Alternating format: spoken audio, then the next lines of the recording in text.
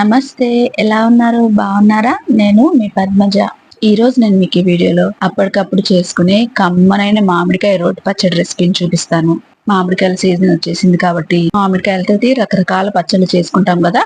అందులో ఒకటి ఈ మామిడికాయ రోటి పచ్చడి. చాలా సింపుల్ గా చేసేసుకోవచ్చు. చాలా రుచిగా ఉంటుంది.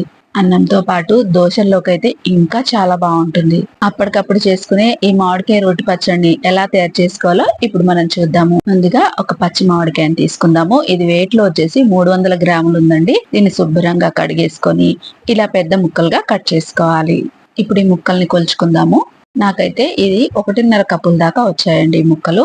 వీటిని మనం మిక్సర్ జార్ లోకి వేసుకుందాము. ఇప్పుడు ఇందులోకి మీ రుచికి సరిపడా కారాన్ని, ఉప్పుని వేసుకోండి. నేను ఇక్కడ 2 టేబుల్ స్పూన్ల దాకా కారం వేస్తున్నాను. అలాగే 1 టేబుల్ స్పూన్ ఉప్పు వేస్తున్నాను.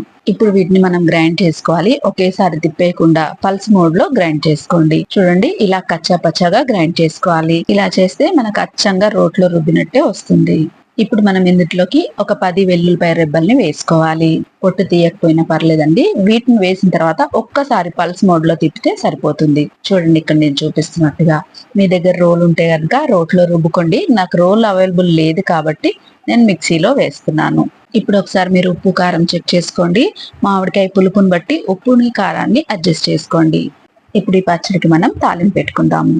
స్టవ్ వెలిగించి ప్యాన్ పెట్టుకొని 2 టేబుల్ స్పూన్ల పల్లి నూనెని వేసుకోండి. నూనె కొంచెం వేడవగానే ఇందులోకి 1/2 స్పూన్ చొప్పున శనగపప్పు, మినపప్పు, ఆవాలు, జీలకర్ర వేసుకొని వీటన్నిటిని రంగు మారేదాకా మంచిగా వేపుకోండి. తాలింపు గింజలు వేగిపోగానే ఒక 4 వెల్లుల్లిపాయ రెబ్బల్ని ఇలా చితక్కొట్టి వేసుకోండి. వెల్లుల్లి కూడా కొంచెం దూరగా వేగిపోగానే ఒక 2 ఎండుమిర్చిని తుంపుకొని వేసుకొని, ఎండుమిర్చి కూడా దూరగా వేగిపోగానే ఇందులోకి 2 రెమ్మల కరివేపాకు వేసుకొని స్టవ్ ఆఫ్ చేసేయండి.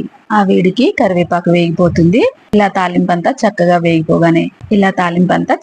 వేగిపోగానే మనం ముందుగా రుబ్బు పెట్టుకున్న మామిడికాయ పచ్చడి అంతా ఇందులో వేసేసుకొని ఇదంతా కలిసేలాగా మంచిగా కలిపేసుకున్నామంటే మన కమ్మనైన మామిడికాయ రోటి పచ్చడి రెడీ అయిపోతుంది.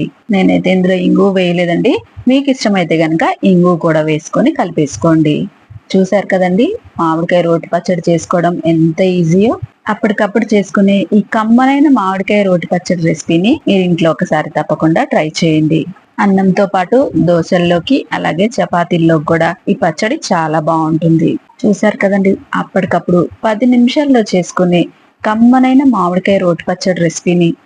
ఈ రెసిపీ కనుక మీకు నచ్చినట్టయితే లైక్ చేయండి, షేర్ చేయండి, కామెంట్ చేయండి. ఇలాంటి మరిన్ని మంచి రెసిపీస్ కోసం నా ఛానల్ని సబ్స్క్రైబ్ చేసుకోండి. మరో మంచి రెసిపీతో మళ్ళీ కలుసుకుందాం. అంతవరకు సెలవు. నమస్తే.